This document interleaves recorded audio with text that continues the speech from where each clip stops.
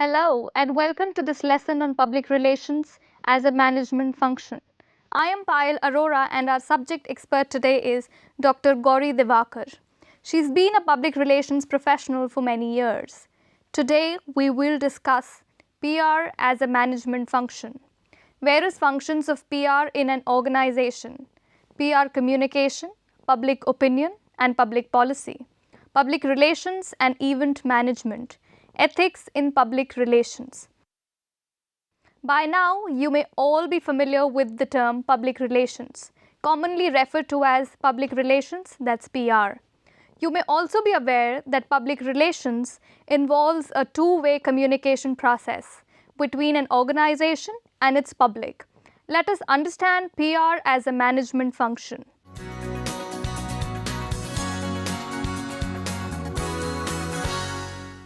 Public relations is the management function that establishes and maintains mutually beneficial relationships between an organization and the public on whom its success or failure depends.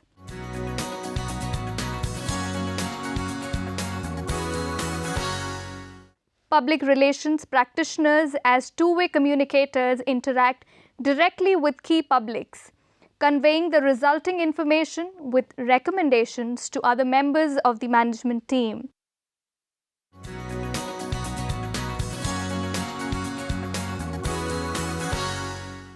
This includes policies and procedures for the distribution of information to employees, media, government, and other key publics when an organization's operations become involved in an emergency affecting the public.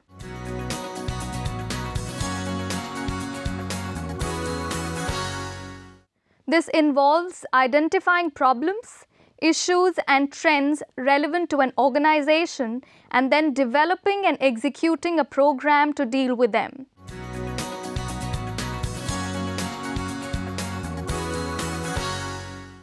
This involves the role of public relations in identifying key publics and establishing strategies for building and maintaining mutually beneficial relationships with those publics.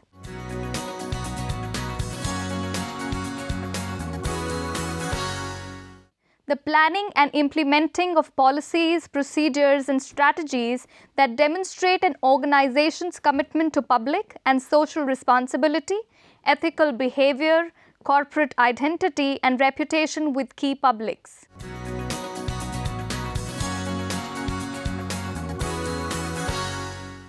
Public relations management of human and financial resources revolves around setting objectives, planning, budgeting, recruiting and hiring public relations staff and administering those resources.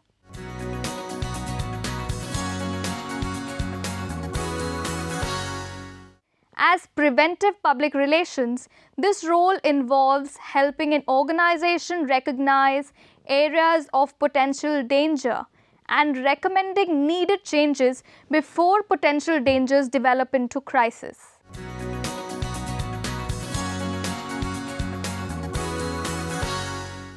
Acting as a counselor, the public relations practitioner serves on the management team, helping the organization develop sound policies that are in the best interest of the public as well as the organization.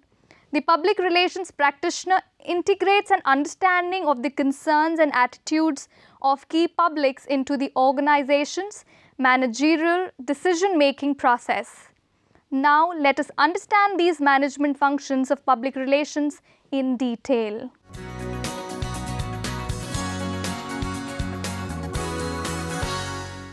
Communication problems in a variety of public relations contexts have to be identified and analyzed for solutions to the problems.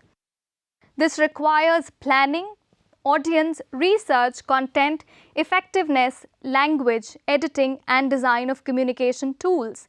There are many ways of communicating messages to the public. Let us discuss some of them.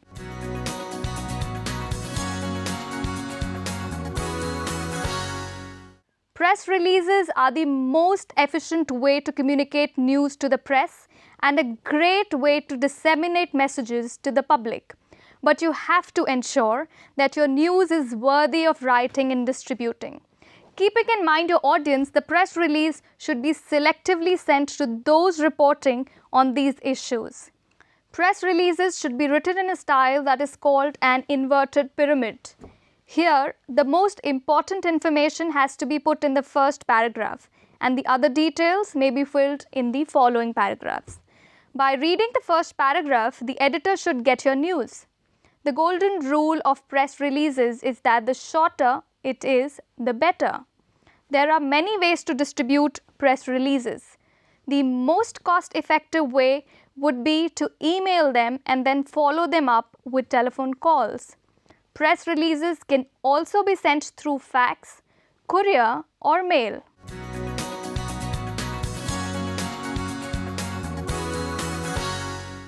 Media relations is proactive, consistent contact with reporters, editors in your market space.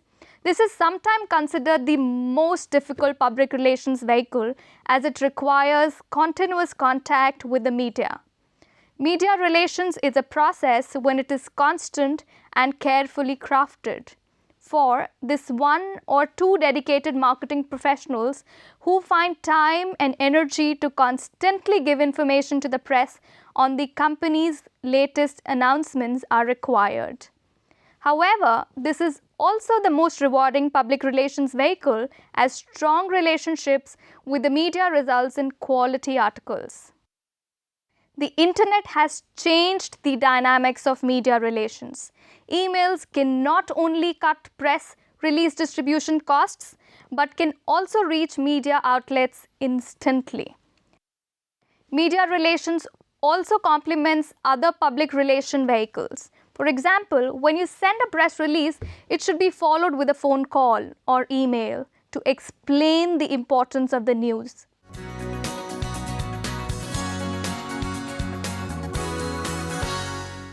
Face-to-face briefings are a great way to build company recognition and trust with the media. The company spokesperson can tell reporters about a new product or service and demonstrate the product or service. These meetings could be used to develop long-term relationships with the media. It is important to keep a media kit handy along with the strongest messages to make a good impact.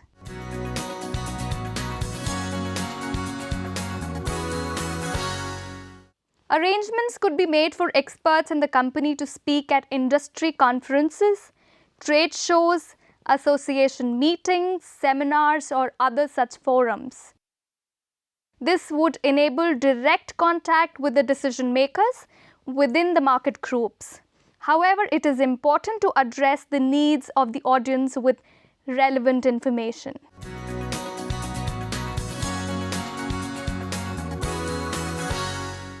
Exhibiting products, services of a company at a trade show is an effective public relations vehicle. The media needs to be pre-briefed about the show to get more attention. Briefing materials of the company should also be left in the press rooms and information kiosks and posted online through the organizer of the show.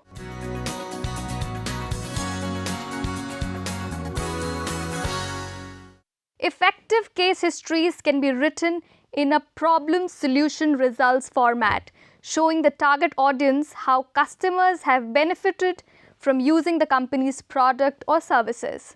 This adds credibility to the company's messages and brings a lot of mileage.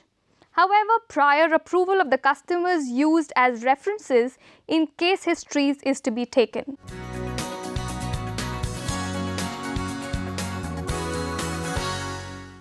Corporate and product awards add credibility to the company and message.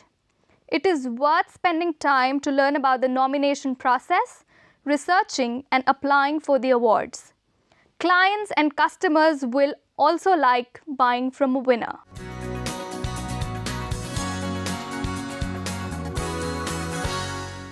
These articles will help position the company as authorities in the market space.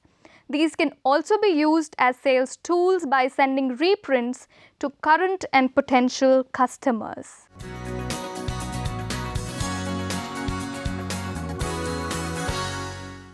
The power of the internet cannot be disregarded because with the internet, both customers and potential customers become accessible with a few clicks.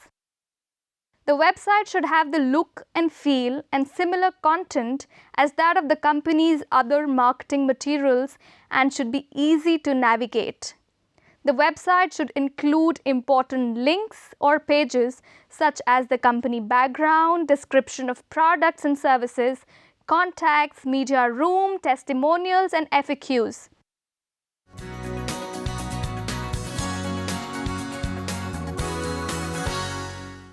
A corporate identity package will give the company a big business image and is significant in the branding process. A well-designed identity package accurately representing the company's offerings can fetch a lot of mileage. Towards achieving this, a logo could be designed and colors chosen to be used throughout a communications campaign, from business cards and letterhead to mailing labels.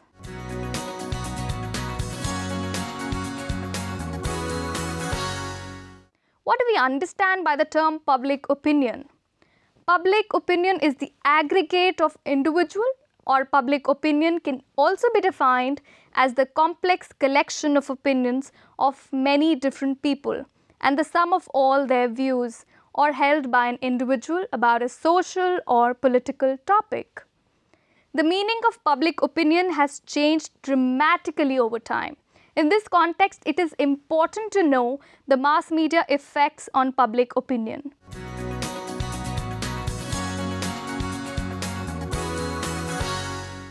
The formation of public opinion starts by major media outlets throughout the world. This agenda setting dictates what is newsworthy and how and when it will be reported. The media agenda is set by a variety of different environmental and newswork factors that determines which stories will be newsworthy. Another key component in the formation of public opinion is framing. Framing is when a story or piece of news is portrayed in a particular way and is meant to sway the consumer attitude one way or the other. Most political issues are heavily framed in order to persuade voters to vote for a particular candidate. For example, if candidate X once voted on a bill that raised income taxes on the middle class, a framing headline could read, "Candidate X doesn't care about the middle class." This puts candidate X in a negative frame to the newsreader. Social desirability is another key component to the formation of public opinion. Social desirability is the idea that people in general will form their opinions based on what they believe is the prevalent opinion of the social group they identify with. Based on media agenda setting and media framing, most often a particular opinion gets repeated throughout various news mediums and social networking sites until it creates a false vision where the perceived truth can actually be very far from the actual truth. Public opinion can be influenced by public relations and the political media. Additionally, mass media utilizes a wide variety of advertising techniques to get their message out and change the minds of people. Since the 1950s, television has been the main medium for molding public opinion. Views on the use and role of public opinion in forming policy can often be as diverse as the opinions themselves. Public opinion not only influences policy, but policy influences opinion. Once a policy decision is made, there is a tendency for public opinion to accept it. As general policies become more specific and the implications of the policies become clearer, public opinion often changes.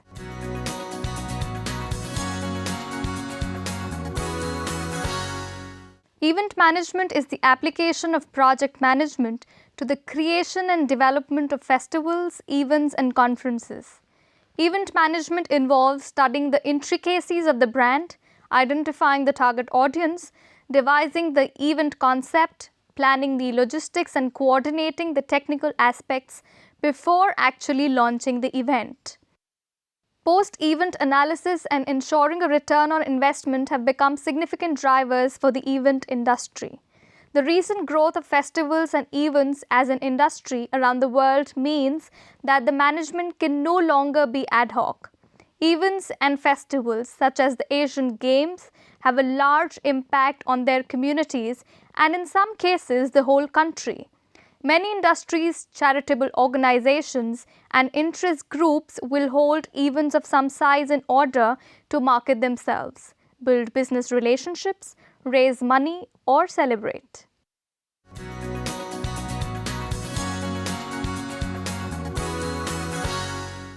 Event management is considered one of the strategic marketing and communication tools by companies of all sizes. From product launches to press conferences, companies create promotional events to help them communicate with clients and potential clients. They might target their audience by using the news media, hoping to generate media coverage which will reach thousands or millions of people. They can also invite their audience to their events and reach them at the actual event.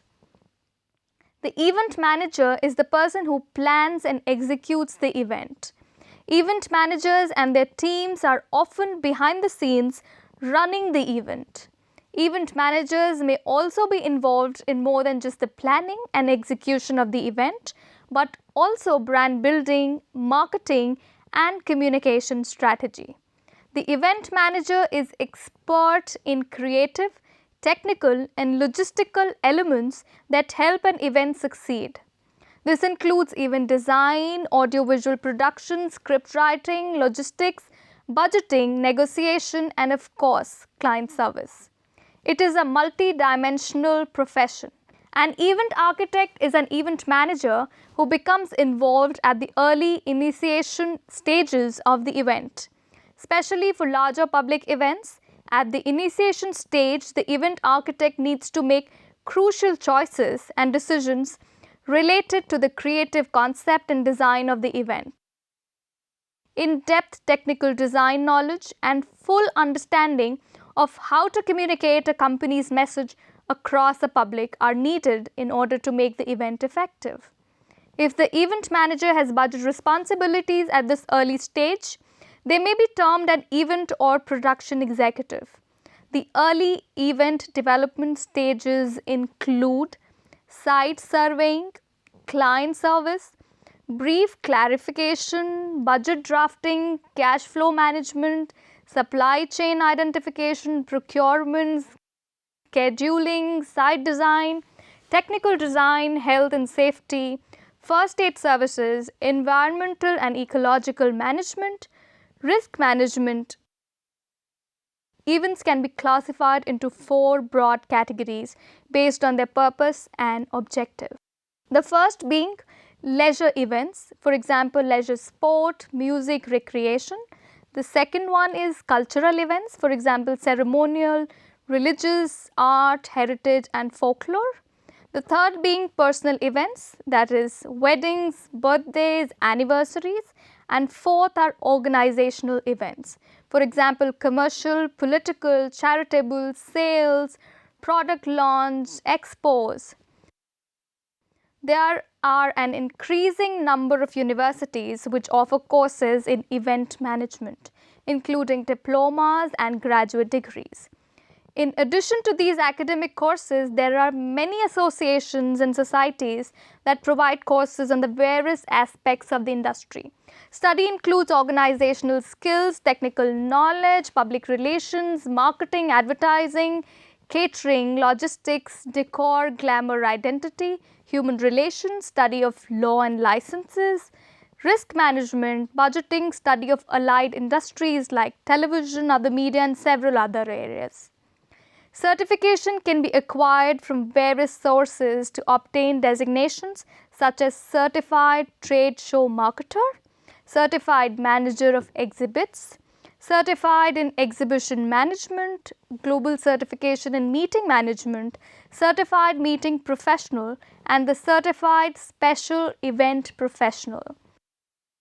Career opportunities are in these industries: event management consultancy, hotel, travel and hospitality industries, advertising agencies, public relations firms, corporations, news media, non-profit organization, integrated marketing and communications, even budgeting and accounting.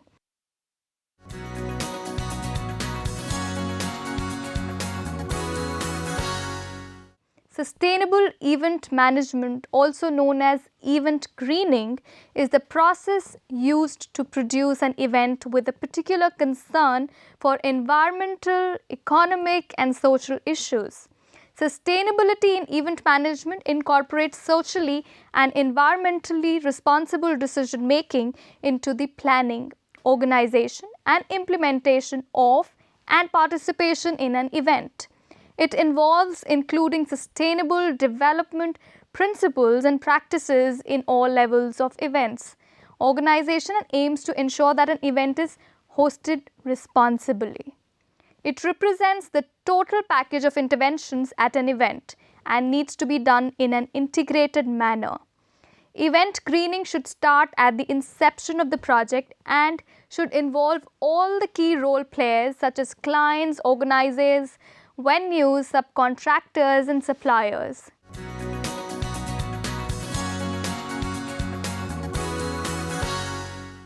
Let us now try and understand the ethics have to do with public relations.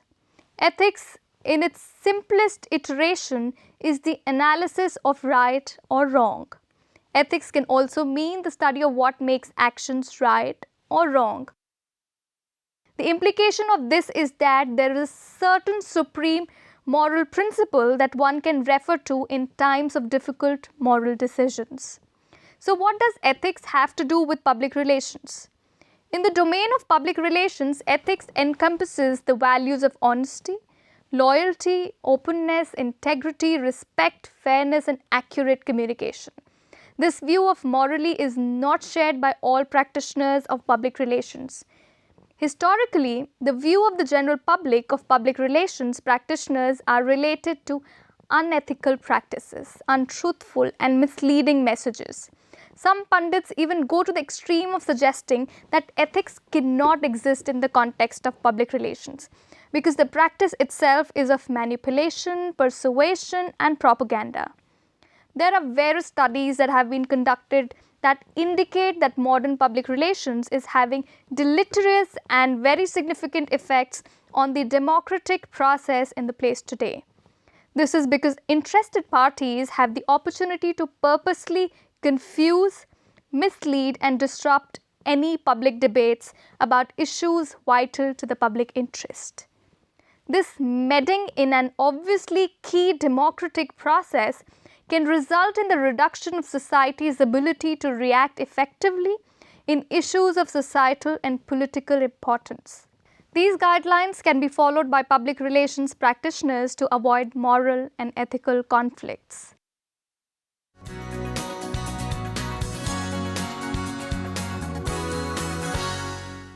Professionals in the fields of public relations must have knowledge and focus on ethics before they encounter a situation of difficult moral decision. The moment when a crisis of conflicting interest comes, it will be too late to find and seek moral guidance. Practitioners must be fully familiar with the ethical values of their organizations before these values are put under public scrutiny.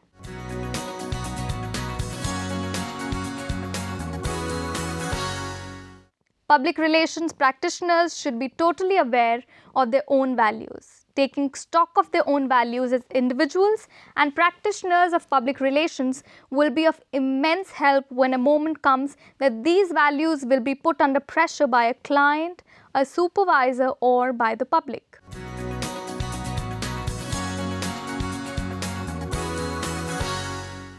Be vigilant of and identify issues that have the potential to become ethical dilemmas. The failure to identify and act on ethical issues will often result in costly failures and public relations debacle for the organization concerned. Early identifications of ethical issues will allow more time for analysis, discussions, research, and resolution of these issues. A proactive position is easier to take rather than merely reacting to issues that have been brought to light by the public or by the media.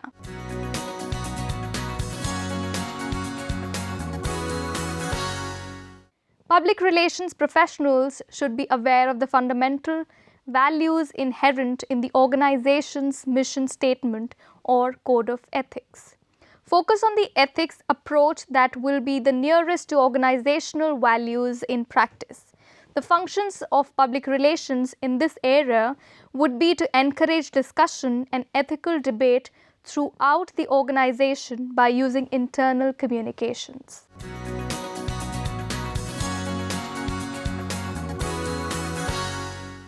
Educating top-level management of the capabilities of public relations beyond media relations in the resolution and prevention of ethical dilemmas can contribute to the success of the organization by the utilization of issues management, relationship with publics, and conflict resolution methods.